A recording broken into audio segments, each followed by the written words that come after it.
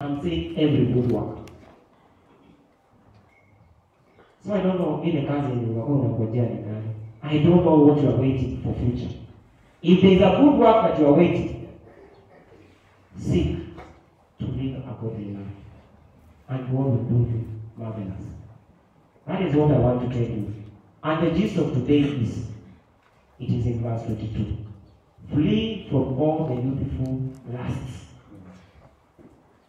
Tamaa za youth ni nyingi. We pass through you. Mahali mko. We know the precious, the beer, and all those other things. Flee from them. Follow righteousness is what it says. Faith, charity, peace. With that call on the Lord out of a pure heart. Wakamba wanasemanga usemeke. Yaani difference ya pure heart is an impure heart. A heart that wants to stand right when it is sin. I say there is a God who is called Elroy. A God who sees. Because he's a God who says that he sees everything. From the beginning to the end. So if you stand right with God, you live with a pure heart. Because my teacher in primary used to tell me, do the right thing at the right time, at the right place, in the right manner. Isn't it? So if at all you do that, you never go out of the way these teachers want, the way your parents want, even the way your heart wants. But if you don't go through that, you go through your own way. You will be lost in this world. Because you give yourself to temptation to take over you, and the next thing you do, you succumb to sin. And that's it. You are done. Mind you, you'll never come back to this school to start again. Form 1 utairudia. Kama uko form 2 utairudi form 1. Kama uko form 4 kameisha, form 3 hautarudi. Si ni kweli? Pale umepita umepita. That is what I want to tell you. But I want to tell you one thing. The foolish and the learned. Inasema, but foolish and learned questions avoid. So the foolish wanakuwa na maswali mengi. Sasa huyu anasema nini? Yaani kwa hiyo tumezima amekuja kukupreachia. Kwa askari kuna vitu tatu. Nilifika jeshi nikaambiwa hivyo. In jeshi there are only 3 W's. Do you know them? There is war kwa jeshi. Sisi tunakulanga mabunduki na marisasi na mabomu. War. Last week nilikuwa Somalia, nilikuwa mpaka Somalia huko nikiangalia, and one of our people were inserted in a very thick place huko katikati ya forest. So I went with the helicopters to pick them. Katikati ya msitu inaitwa Poli huko. Tukatoka huko tukaingia Kolbio. Kolbio ni ya Somalia, na nyingine iko Kenya. I'm telling you, jeshi is 3 W's. Nimekwambia nini? War. That is 1. 2.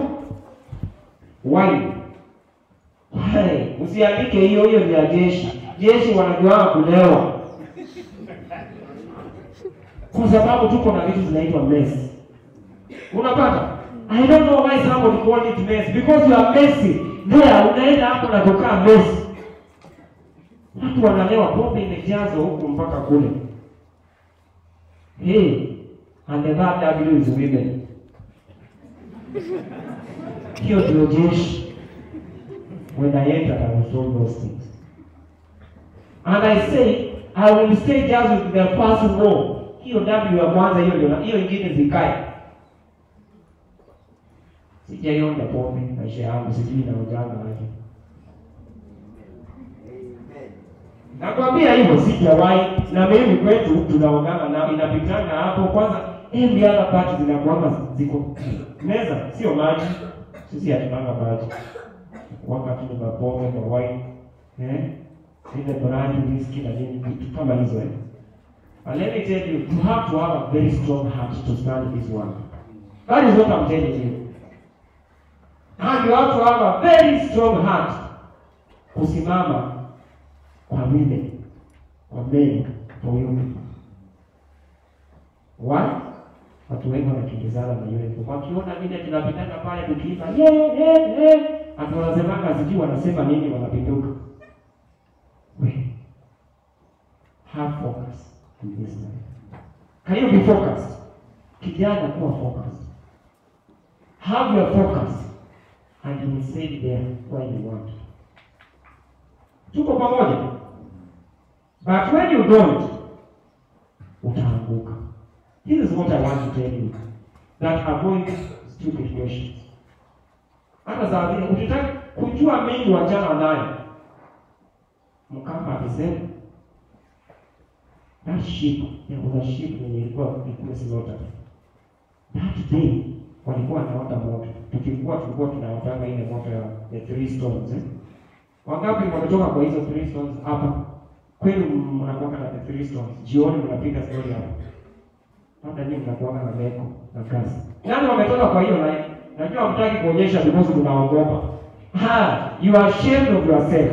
And let me tell you, if you are ashamed of yourself, you will never go ahead. Mimi nilikuwa kwa hiyo meko kati, tulikuwa tunakaa hapo, tunapiga story. And let me tell you, those stories that my mother used to tell me, they are still here. Zili encourage sana kwa kugrow. Hey, you have made me to talk one thing.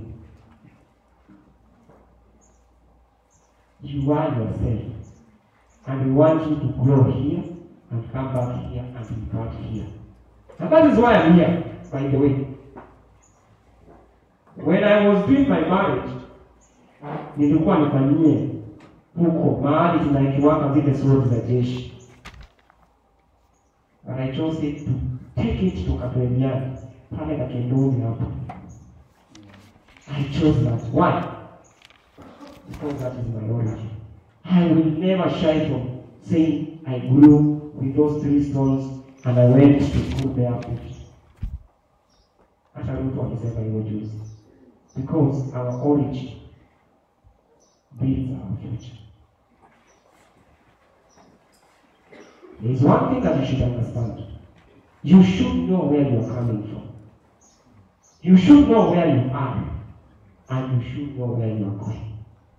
Because if you don't know your origin, you might refuse to shape your future.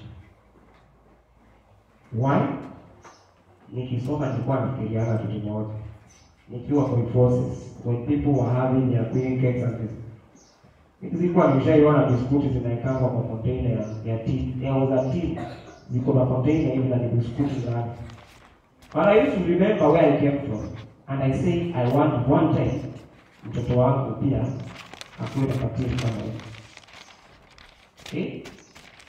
So I don't know what transpires in your mind. Because if you seek to have this goodness, you have to walk the talk. Whatever you profess, that is what you should walk. Don't just profess that I'm disciplined and you are never disciplined. I'm okay and you are not okay.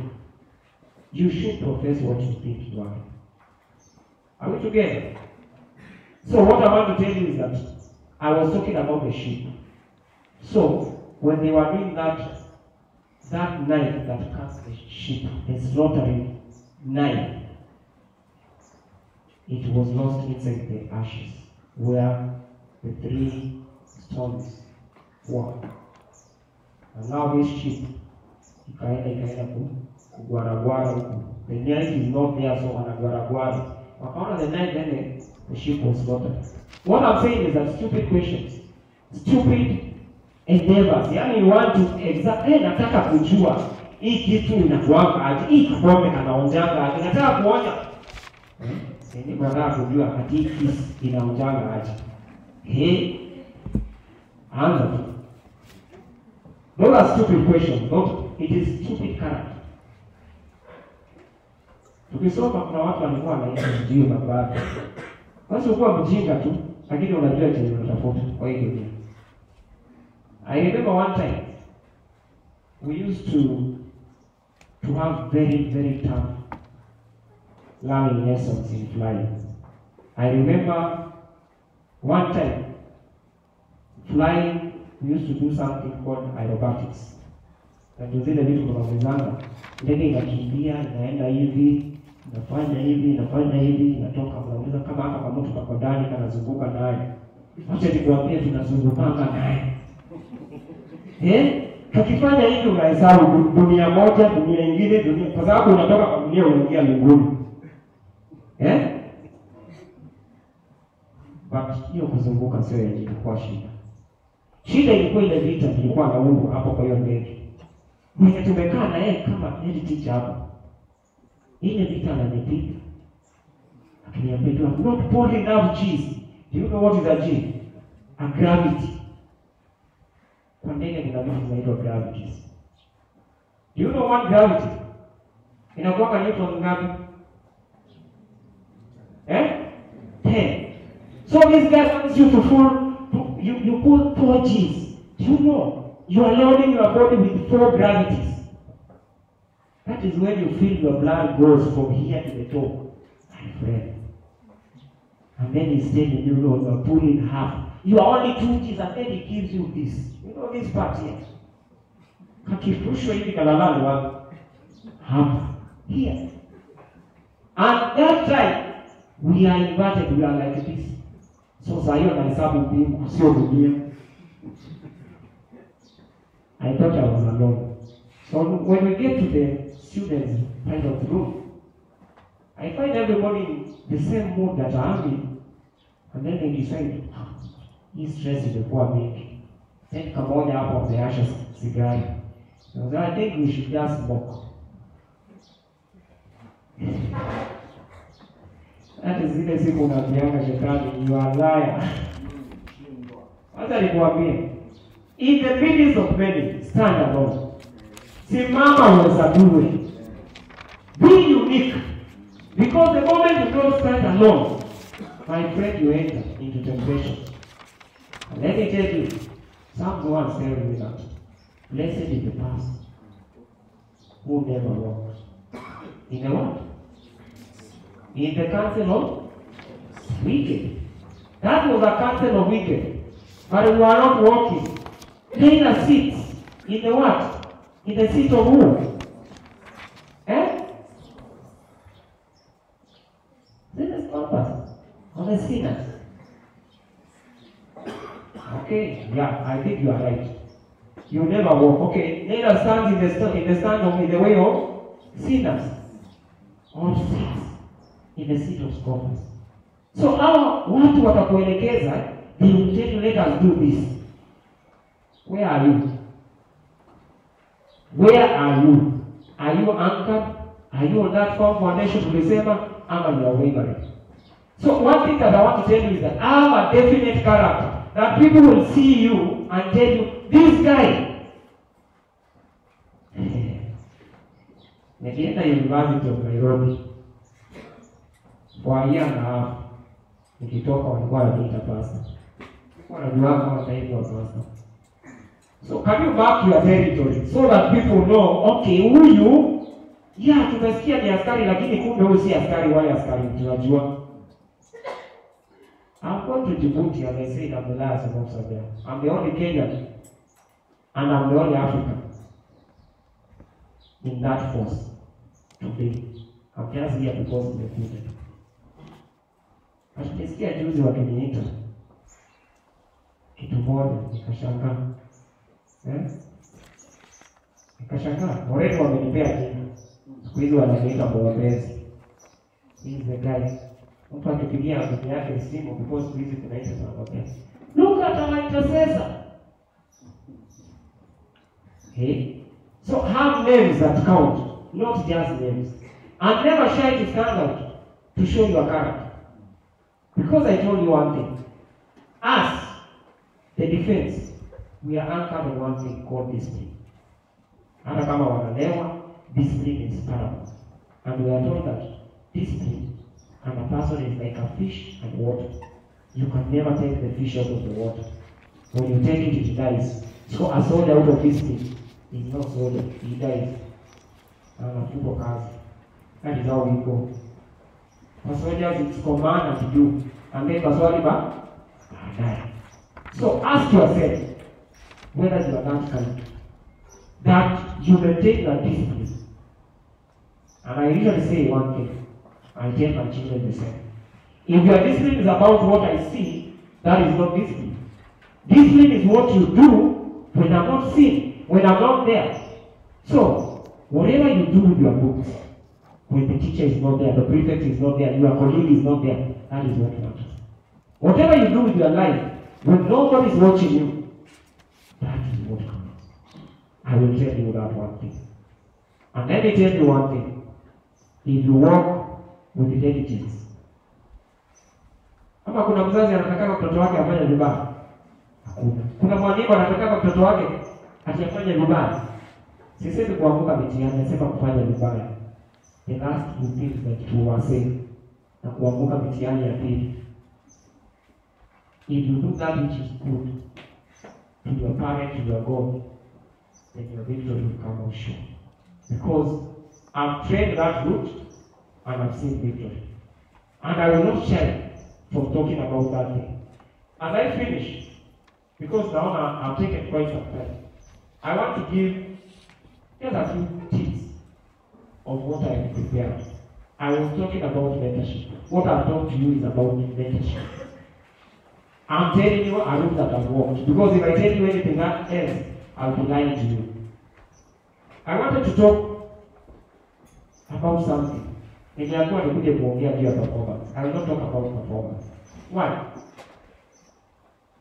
Performance is accountable. Performance is a line whereby there is zero and there is infinity, isn't it? So performance can be bad, performance can be poor, or it can be good. So I don't want to dwell on the poor one.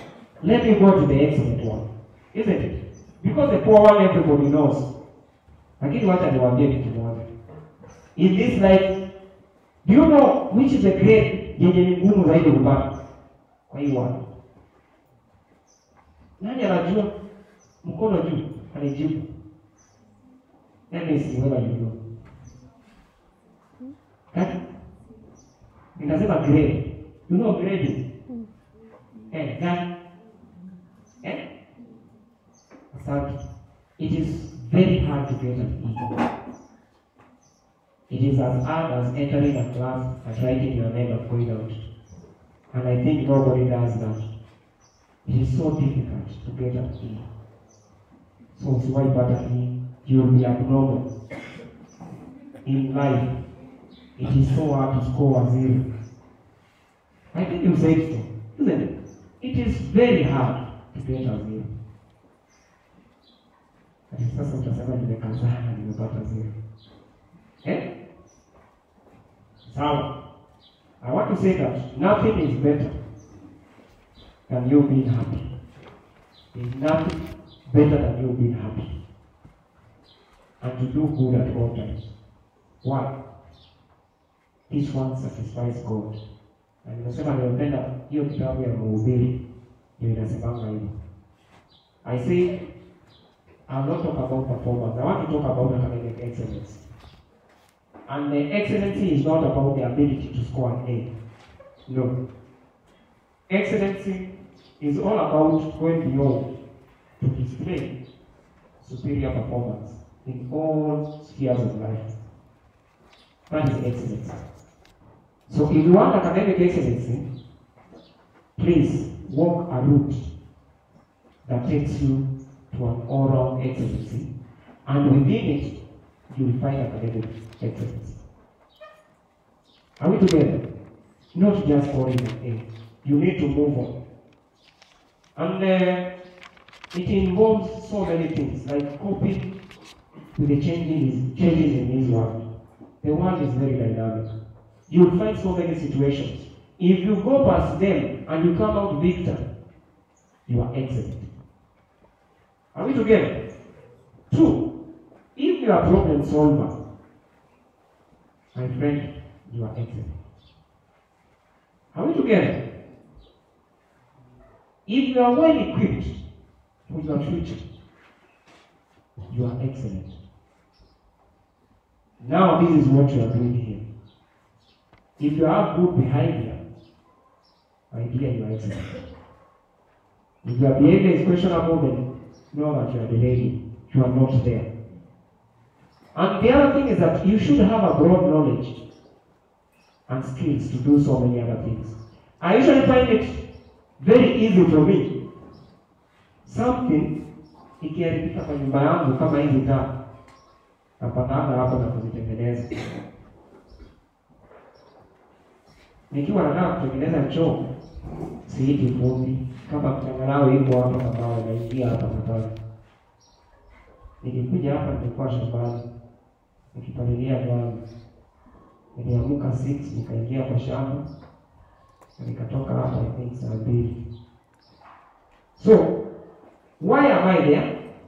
Because at one time my teacher told me kupalilia ngano. Nilifanya agriculture hapo mpaka form 1, but I remember what he told me. So, nilifanya hata craft. So some things I do them. That is what I'm telling you. You have to work towards that broad knowledge and skills. Understand your world, and you'll be able to do that work. So, in your excellency, there are stakeholders. Stakeholder number 1, it is you who is core. You are the heart of it. And your performance gives 60% of what you get in this excellence. The other stakeholders are your teachers, your parents, your environment, social, society, those other things. And they'll give you very little. So my dear, you are the core to you being your product. Because as I said, I'm a product of my own choice. So, kama unataka kupata excellence, you would rather fix yourself at that core, hapo katikati. I want to echo words ya one educationist. Anaitwa Karim Gibran. You know he said what? A wise teacher does not build the student to enter the house of wisdom. A wise teacher will never build a student to enter into the house of wisdom. What does he do? He leads him to the threshold of doing what? Of entering the mind of wisdom. So the leader just guides you to the door. And from there, he will leave you. He will leave you either to enter or to forsake. So understand that. Your teacher leads you to get that A, but he will not show you. He will reach you to the door and tell you, hiyo ndio A. Unaona hiyo A ndio ile? Enda ukachukue. So it is upon you. So what this person says that? He says, for the wisdom of one man leads not its wings into another man. My wisdom, vile hiyo vitu yote nimekuambia, it can never lead into your wisdom. And that is why wengine wanalala saa hii. And that is why wengine wanasema huyu anapayuka. And that is why wengine are not concentrating. Why? Because my wisdom can never lead you to your wisdom. Are we together? I usually prefer taking my own path. Whether I stand alone, I would rather be standing there to be counted. Na kwa hivyo huyo anasimamanga peke yake, I would rather have that. Therefore, no one can make the student academic excellence or excellent other than the student himself or herself. Sasa wewe uamue kama unaweza ingia kwa hii excellency ama unaweza ingia. Now I give you the requisites for excellence. One, you should have a burning desire. Do you desire to be excellent? You should have a desire to learn and pass well. If you don't have that desire, then you will not have an aim in you. And let me tell you that if you walk aimlessly, when I preach in my church, I tell people one thing. Yaani hatuwezi kuwa kwa mahali tukutane na mtu, nimuulize unaenda wapi, aniambie ninaenda. Unaenda wapi? Naenda. Wapi? Naenda. You can never go. You have to be going somewhere. So kama wewe unatoanga unaenda, hey, you have no aim in life, and you will never have your excellence. So therefore, the aim becomes also your ambition. It also becomes your dream. And one person said that if you have a dream, dreaming. Watu wanapendana dream. Tuseme sweet dreams. Tuseme dreams. Dreams, you have to dream big. Big things. If your dream does not scare you, it is not worth being a dream. You're the sweet dream. Are we true to ourselves? You must dream big. That is an aim. That is an ambition. It drives your passion. It drives you towards what you want. When you do what you want. When I'm walking here, do I know what I want to be? Commission. Because it maps my going. I'm not going, but I'm going somewhere. I'm going to Nairobi, or I'm going to Dubai, I'm going to America. Eh? Naenda Kayawa, niende Tabaya, Kaseme. But you cannot be going. You have to be going somewhere. Are we together? So if you dream big. That is what they say. And set your mind to compete. Set your mind to compete. My dear, don't compete with you. Hey, you are not competing in life with her. You will never see her when you leave this gate after Form 4. Can you compete with the world? The world is an ocean. Can you compete with the ocean? Because outside there is an ocean that is waiting you to swim in it and tell the world that you are well prepared for it. Otherwise, you will drown. Right, Maisha? It's not forgiving. Let me tell you. So many people when we talk about Madam when you meet, and they are nowhere. Ukutana nao kwa kijiji hapa, utakuta wanapata siblings. Ama wapata watu pale tu wanakula kwa kamera. Utawapata tu hapo nje, wakiwa wamekaa keti. Why? They never had any ambition. They never had any desire to excel. So where are you? A good desire should be coming out of myself. Inside here. A good desire comes from me. Not that in I gave you that example. I desire to go to a school. And whether my teacher wanted or not, I desired. That is what I'm telling you. And it becomes a constant reminder that you are part or you are not. So without this, the aim exists no more. Without that. So, realize one thing. The more you know, the more you don't know. Hey, from once, Moko. From once, unasema wanajua. From 3, wanaambia mjui. That is what I'm saying. The more you know, the more you don't know. Na from once, wakiwakutana na wale wako primary, wanaambia nini hamjui secondary. Yes. Wenye mko hapa, hamjui university. And the life continues. And then, mwenye yako mbele yako anakuambia, we, ukifika mahali ndiko ndio utajua life. Siku ile utafika hapo mwingine anakuambia. So the more you know, the more you don't know. Are we together? I want to go to the second point is that know what you want to be and what you want to pursue in life. Because as I said, this one keeps you. It maps you in the route of achieving what you want. If I know what I want, at any one point I will be tying some knots. Safari ya kutoka hapa Kibachakos, si kuna tusoko lazima ipite. Si lazima ipite sijui kwa huko kote. Lazima ipite hizo knots. So the moment you know where you are going, you'll be having faces or legs in a journey. So the moment I know I want to be a doctor, I know I have to perform Form 4, I have to enter university, I have to, you get it? So you have to map your course in this life. If you don't, then you are lost. You will have no zeal in you. And the other thing is that it helps you to relate. I'll be able to relate whether I'm doing well or I'm doing bad. It fixes your mind generating a self-interest in you. After knowing these things, I think you should be able to identify your study habits. Because your study habits, they generate now the value time. And let me tell you, kuna kitu inaitwa value addition.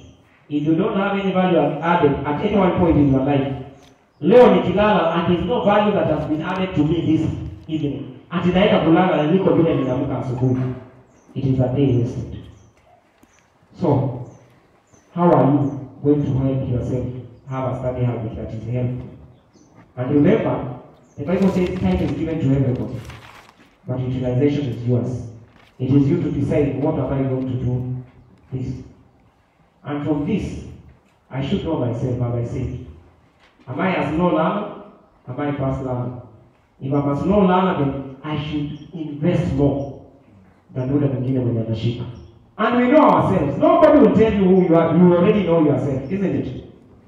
So if I know myself, me, I'm a slow learner. So what calls on me is for me to invest more time on those issues that I don't get and understand more. Know what your time wasters. Ni nini inakuharibianga wakati? Is it sleeping? Is it playing, joking, making, company? Regulate your time. That is what I'm telling you. It is the things that we did. I avoid my time wasters and I invest more time to value. This way, I become more excellent. And you should know one thing, that understand which is the best time to study. Right now, when you are going, is it the best time to study? Tukianza kujipepeta, is it the best time to study? Labda kwako sijui. So, which is that best time that you can study? Is it in the morning? Is it in the evening? Know which is that best time for me and invest in that time. Is it better to study alone? Is it better for me to study in groups? Is it better for me to consult? So just know which is that best thing for you. Nikikaa peke yangu, I draw much. Balance them and you'll be there. And the other thing is that have a relaxed mind. A sound mind in a sound body leads to effective learning. So learn yourself to stay healthy. Na hapa ndio tunaingiliana. Kama wewe ni mtu wa kuvuta masigara, kujidunga-dunga mavitu na vingine kuweka kwa mapua, you are not living healthy. Unaendelea kudistress na kujidanganya. Kama wewe ni mtu wa character zingine panifani, you are not living healthy.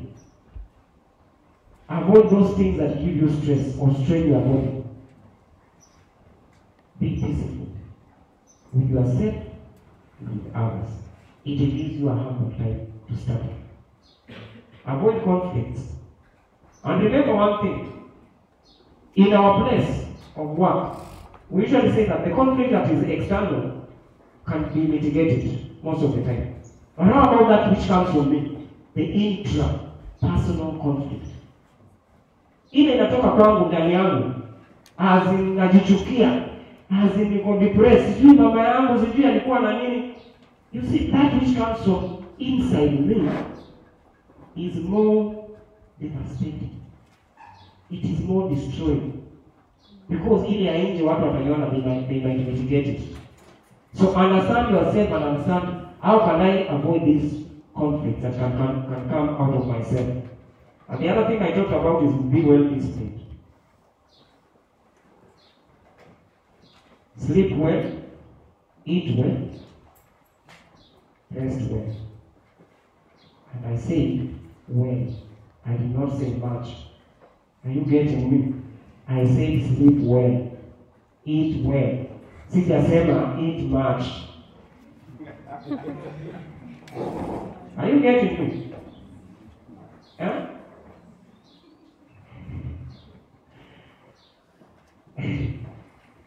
Nilikuwa nauliza wenye wako na Biblia. Napenda sana kujifaa vitu zingine kwa Biblia. Ecclesiastes again 5:12.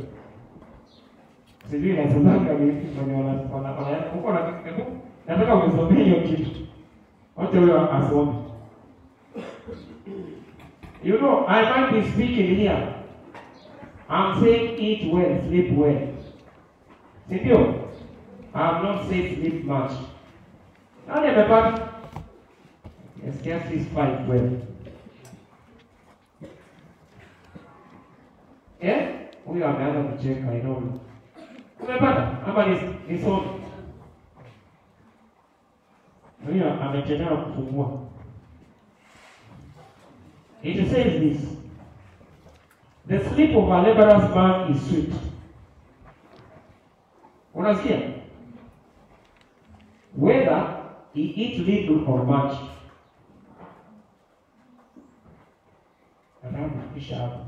The sleep of a laborious man is sweet. So, kama wewe ni mtu ya kusoma sana, ukiingia mahali ya kulala utalala, unaenda soma atalala, utakuwa na kupindua kwa sababu the idle mind just keeps on rotating there and there, thinking of other things that are not beneficial. Lakini wewe ulisoma, umechoka, ukifika kwa kitanda ni tu tawemo wazi, nasikia wakisema hivi, yani kama usiziko. Tuko pamoja. If you don't work, you don't sleep. And what that verse says, mwisho wake inasemanga that the abundance of the rich will make him not to sleep.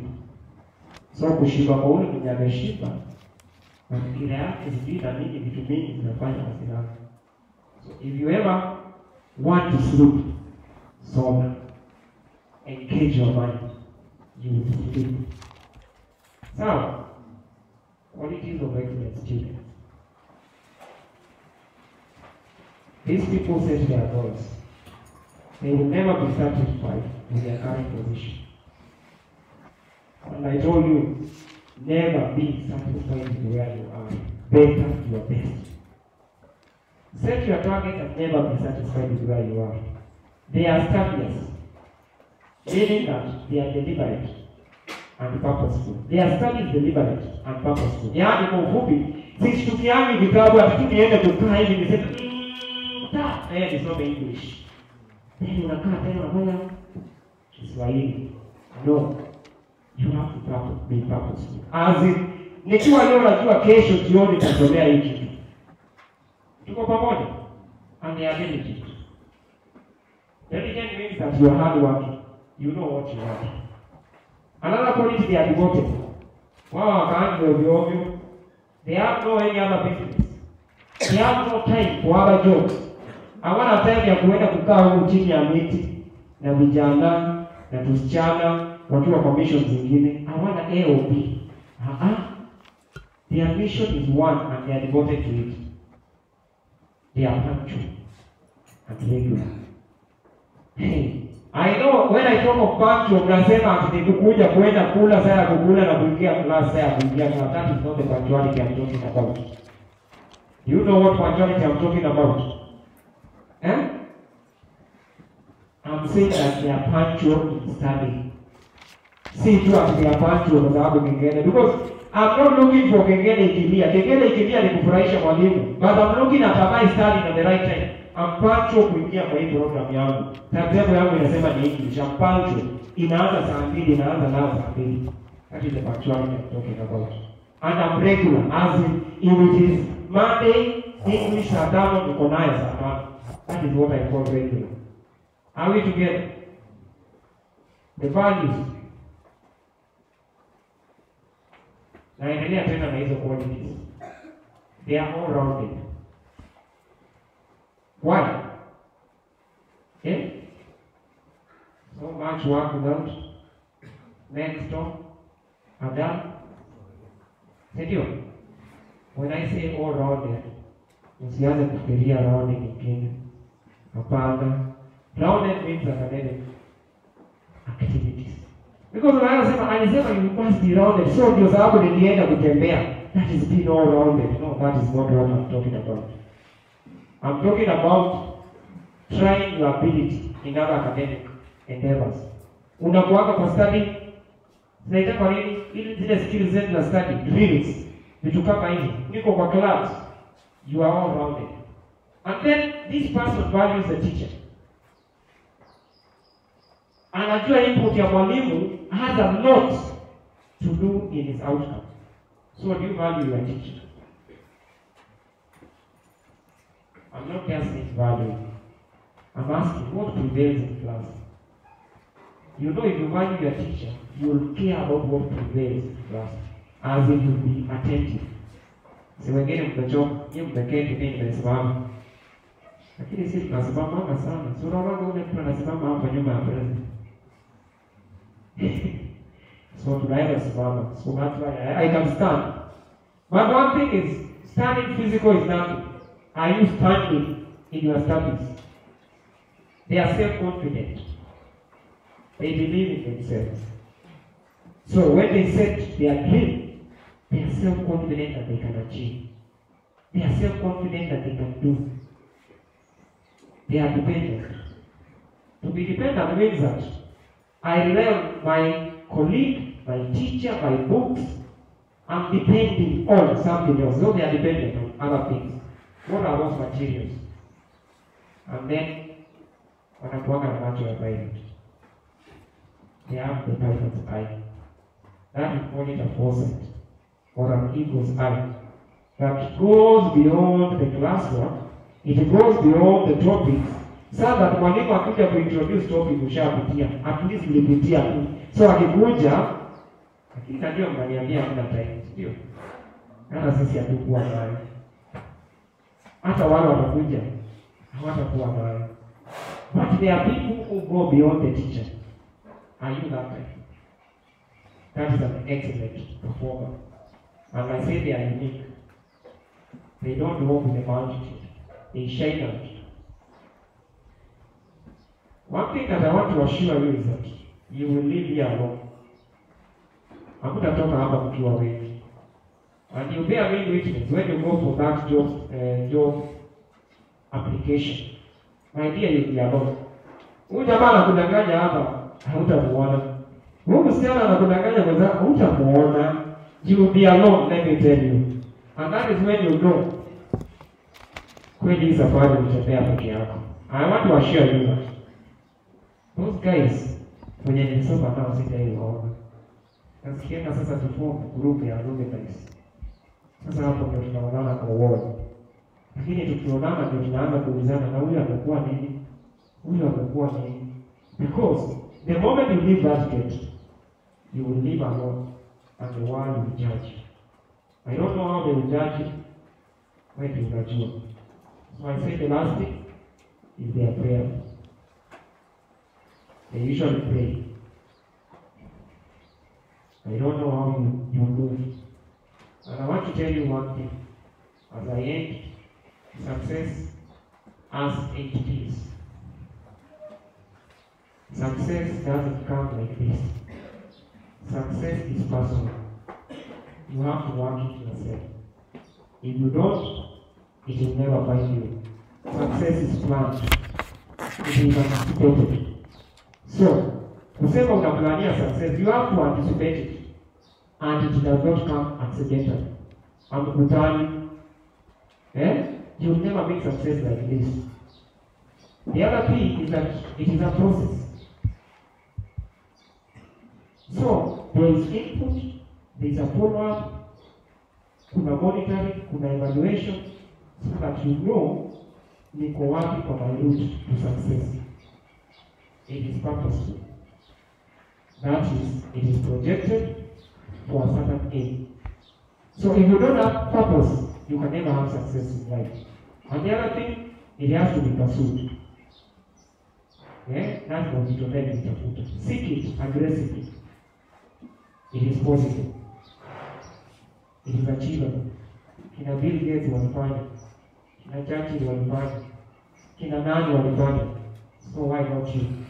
But if you just sit there and sleep like this guy, no. Yeye hapo kwa wazi yake. Hapo kwa dream. So, you will never get there. Because you have to have purpose in life. And I think that most people don't want to hear that success is possible.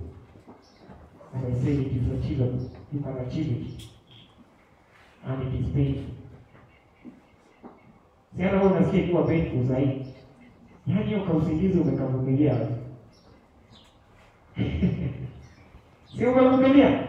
Yaani hii vitu yote naongea kwako ni makelele, lakini it's painful, Success is painful. Hapo umevumilia. And I think the last thing that I said is prayer driven. Any other time I enter kusoma nini I should pray. Wewe ndio unajua ule Mungu unaomba. Mimi najua ule wangu. Omba huyo wangu. Pigia kwa mtihani, omba huyo mwenye unafikiria.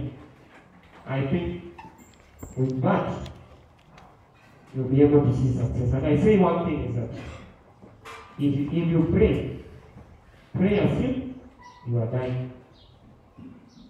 You understand that? But when you are planning to study, plan as if you will never die. I don't know whether you get it. If you pray as if you are dying now. Lakini kama unaplania study as if you will never die. It is so. Anyway, I've taken so much time. I don't have anything more. I had so many other things that I would have touched. Na wahubiri wanakuanga na mashida. Wanaenda waongea, ikweli kama tuko kesho. Ikweli. So just forgive me. And I've talked so much. Because I can never talk without touching the word of God. And I've just touched it. Man, it took away. Remember, success is pain. I don't know how much pain you go through. But remember, it is also time bound. Because success is not stagnant, it is dynamic. Once you achieve one success, then you endeavor to go to another success. Mkifundishwa vitu zinaitwa Maslow's laws, ama pyramid of needs. The moment you achieve one, then another one comes in, and you want also to achieve that. So as of now, concentrate on this immediate goal, which is your study.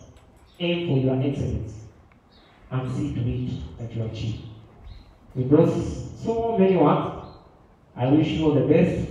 It has been a good afternoon interacting with you, and I look forward to meeting you again. Maybe, if not in this sphere, in the outside world, and even if not on this world, on that other world, mahali tutakuwa tukue pamoja. But mind you, it will not be in hell. If you will be in hell, you will never meet. Have a good afternoon.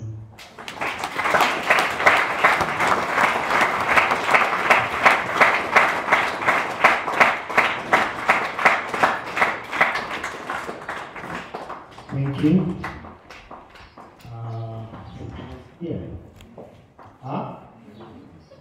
I was listening to that speech. Dr. has talked about the way they used to spend with his mother. Did you hear something like that? Yes. Huh? Did you hear something about my teacher told me? Ulisikia? Very key people. Strategic people. In your life. And he talked about you value your teachers. Did you hear that? Huh? These are things that you have talked about, and I know. Those two persons, your parents and your teachers, are very key in my life. And that's why I was very keen listening. And it all went around the way my teacher taught me. I don't know after you leave. I don't know after you leave Form 4. Those were in Form 4. We are supposed to leave here after next month. I don't know whether one day you say, my teacher taught me. and that drives you. We talked about pillars of memory. I want to believe that this session has been essential to David. That you remember the pilot. Cynthia? Huh? The camera. Cynthia? What else? The pastor. What else? Huh? The doctor. Mm-hmm. There? Huh? I'm not hearing. Huh? Father of six. Oh, the father of six. Pillars of memory. To make you remember the day. To make you remember what has been taught. When you remember the father of six, as you are saying, when you remember what he has told you. Cynthia, I want to believe that you have been built. The last time you brought Engineer Kawai, who come from Mwala, he shared his life, just like Dr. has done. That year, we got very good results. I want to believe you are stirred up. You are now going to better your best.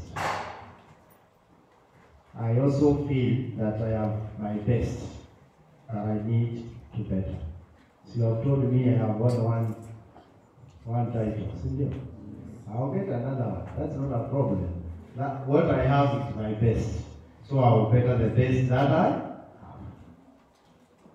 Maybe you know that one. No, I will better that one. So that now things may change for me. You have your best. Your score is your best that you got. You can make it. Your character, you can still improve it. And therefore, boys and girls, your tomorrow depends on your choice. You make a choice, you'll be what you want. When Dr. was talking and he was saying he's going to Djibouti, did you hear something like that? Huh? How many Kenyans? Huh?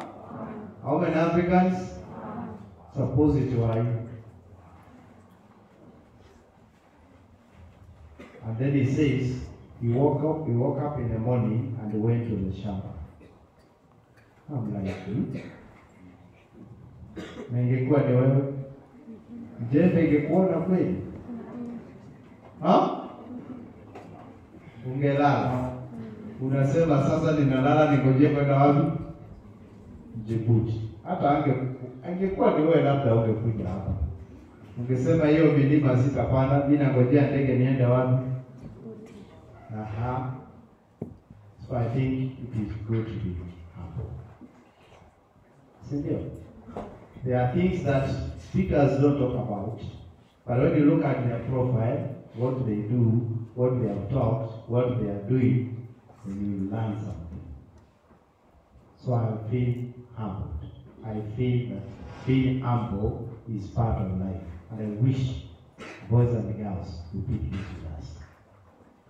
We expect that it's going to build you. Such speakers are very rare. Hata huko kwao haonekani. So you guys are very lucky. Umewahi kuongeleshwa na pilot? Hapa. So don't forget what you have learned. I could see us writing. I was also writing, you are also writing. And I learned that God is very democratic. Can you imagine? He gives you life. I woke up in the morning. He gave me life to do what? What I want. What I choose to do. So I chose to come to school very early. And I chose to go to class. I chose to talk to you. I chose ABCD. And I chose democratic way of living. That one I didn't know. Now I'm capturing and saying, oh, No, he has given me a chance to go to school. Very democratic. I have the chance. How am I using it? He has given me a job. How am I using the job? My choice. Your choice. When you talked about mess, you know the mess? MESS. Niliona tu hamkuelewa, hata saa hii hamjaelewa. It is a dining hall. And in the dining hall, you don't just go anywhere to sit. Kuna mesi ya seniors, wakubwa wanakula peke yao, na the juniors peke yao. And you add of beer. Is it beer or wine or something like that? Wine. I had wine. Huh? Atini? Ati prisoner. Whiskey. I'm hearing. Those guys who want to take it and they are taking Kabongoloto. Prepare well. Go there. Be a senior. Imepangwa. Sasa utajipanga huko if you choose to do that. Sasa you go for your Kabongoloto. You take, you fail your exam, you remain in the Kabongoloto for the rest of your life. Sasa, if I were you, and I can see those guys who are asking me, Madimu, I wish you could know. So if I were you, I'll pull out my socks, prepare well, pass my exams, and pray that one day I'll be in that place. Sindio? Yes. That is the mess.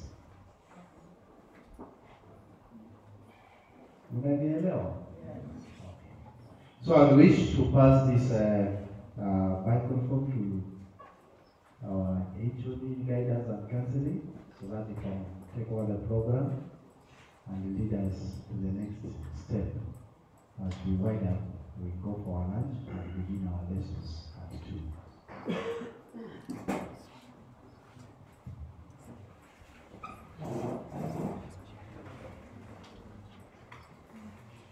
So we thank for our guest speaker, the Reverend, and the teachers, and the student for listening.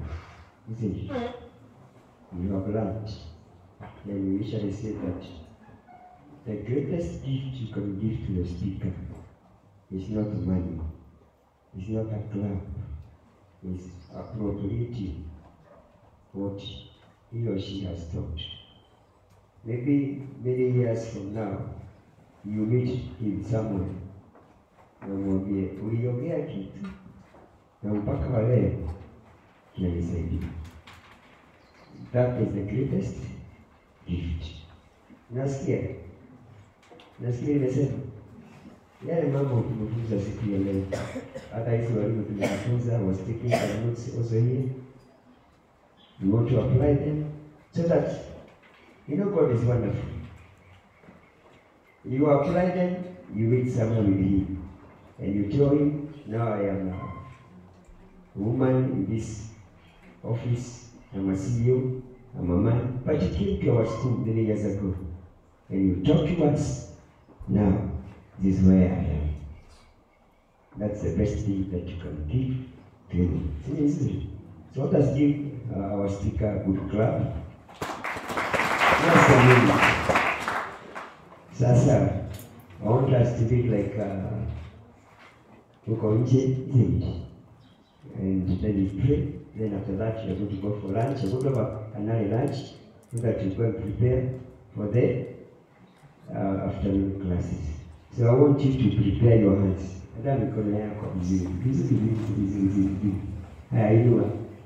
Fanya hivi. Haya, rebesha, angusha. Tena. Sasa hata mikono yako vizuri, inua, weka maua, angusha. So thank you for coming. We are blessed. And there is something I'm proud of is in prayer. The fear of God to take you far. Yeah. And that is a truth. Stand up and pray.